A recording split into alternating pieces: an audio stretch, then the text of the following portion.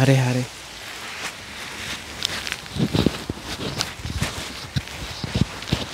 Kaibigan, welcome back. Gusto ko lang ipakita sa inyo, hindi ako naniniwala na ipinakita ko na sa inyo aking napakagandang sprinkler. Matagal na namin itong ginagamit at hindi ko na matandaan kung saan ito galing. Malaking bagay ito dahil, kaibigan, kung nakikita ninyo yung hardin na ito, maniwala kayo hindi, ito at yung side na maliit na side lang ay mahigit 1 oras na ako dito pag nagdidilig. Ganun ko sinosok, binabatad talaga sa tubig ang lupa.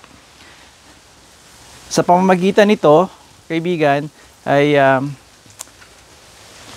mabuti yung halaman, masigla, malusog. Isa pa, makakatipid kayo doon.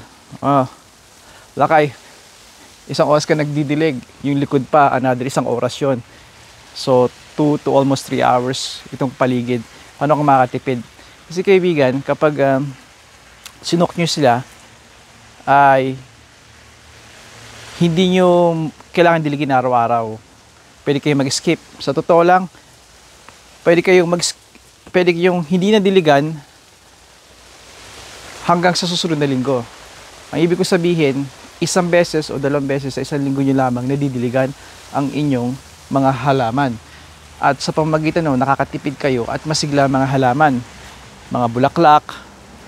Hindi katulad ng kung tag-init saka kayo magdidilig, napakabilis, halos wala nakakain, halos wala nakukuhang tubig ang mga ugat nila dahil malalim ang ugat. Tandaan nyo, ang mga ugat, lalo na yung mga perennials, ay at least ay kasing mahigit kalahati ng palad ninyo. We're talking about 4 inches para talagang good soaking. Sa akin, mahigit pa yun na mas malalim na kukuha nila. At ang downside lang nito ay dahil ang gagaling ang tubig sa itaas ay nababasa ang mga bulaklak na maaaring ikatuyo kaagad nila at ikaigsi ng buhay dahil yung init hindi sila maayos. Hindi nila gusto yun, yung basa sila at kainitan ng araw, matotorta, mabibilad sila. Maaaring hindi sila matuyo kagad, pero hanggat maaari, iwasan na mabasa ang dahon, even dahon, at syempre yung bulaklak, para magtagal sila. Bakit ka nagdidilig ngayon lang? Ang kagandahan nitong sprinkler, kaibigan, ay maaaring mo magawa yung mga ibang bagay na kailangan mo gawin o errands na kailangan mo puntahan. Nandito lang siya, may timer kayo ng siguro ito mga 45 o 1 oras, ilalagay ko ito ng 1 oras.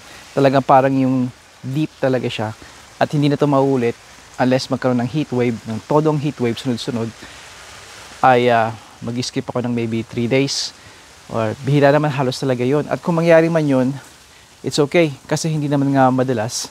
At pero ito, so matotal nito, ang suok talaga pag sinok nyo ang inyong hardin, 1 linggo lang, kailangan 1 linggo lamang ang kailangan nyo balikan at diligin uli.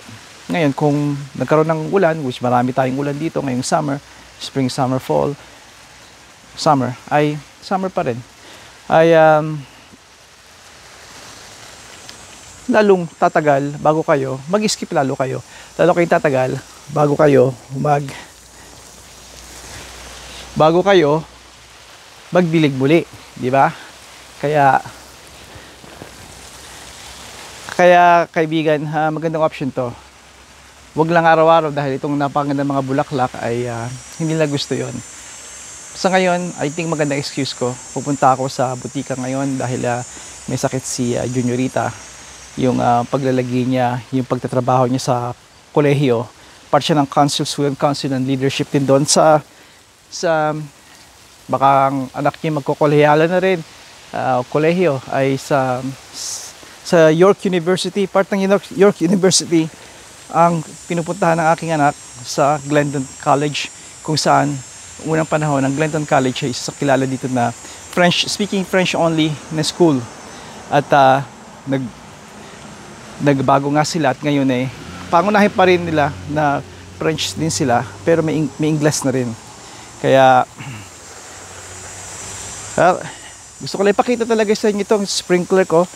At marami pa akong uri, pero itong maganda dahil ang tema nito, iba-ibang uri sila kung paano mo maayos, ma-adjust sila.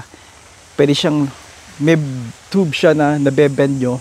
Pag nabend nyo siya ng almost bow, lalong nalayo ang pagtapon ng mga tubig. At meron din siyang fan. Kita nyo, para siyang fan-like na na-adjust din yon. Pwedeng almost 180 degrees or pwedeng 45 degrees. Pwedeng nakatindig lang na ganyan. 0 degrees, diba? Kaya, well, mukhang naliligo na ako dito. Maganda rin nga pala itong option kung may mga anak kayo or even sa mga may mga batang isip. Sa summer, plug this, let it run, at yeah, maligo sila. Well, kaibigan, hanggang dito ko na lamang tatapusin ang video na to. At pagbalik ko, should be done. Hindi ko alam kung marami akong video nga pala na isa na to. Maraming video ko na almost 200 gigabytes ang pinaghalo namin yung family events. Yung mga pinuntahan namin, at ganoon din na yung para sa inyo, para dito sa channel na to. At sobrang laki, hindi ko talaga ma-edit lahat, kaya may mga makikita kayo na maring sunod-sunod. Marami akong mga pinanood ng mga banda rin, kaya natutuwa ako. Gusto kong i-share yun sa inyo. Babakas-bakasin ko na lang, dahil kung pagsasamahin ko to, nasa siguro mahigit 2 oras yon. And walang gustong manood ng 2 oras.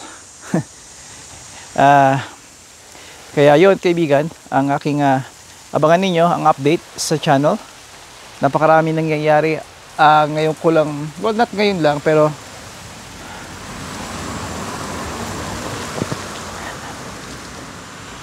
hindi ko kaya i-cover nga lahat.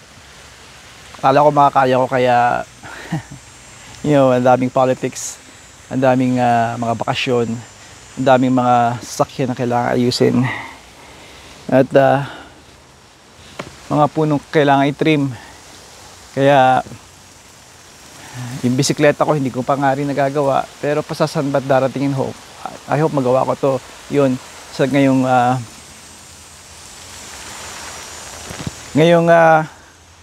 fall din, dahil ang fall ay magagandang, may papakita ko sa inyo yung ganda ng kulay ng mga maple trees, oak trees, at ano pa mga puno. Ito ko natapusin, kaibigan. Hanggang sa muli, padayon. Abangan nyo yung videos ko, kasi may mga sasabihin ako doon sa inyo tungkol sa mga behavior ng mga Pilipino na mga na-encounter ko. Ay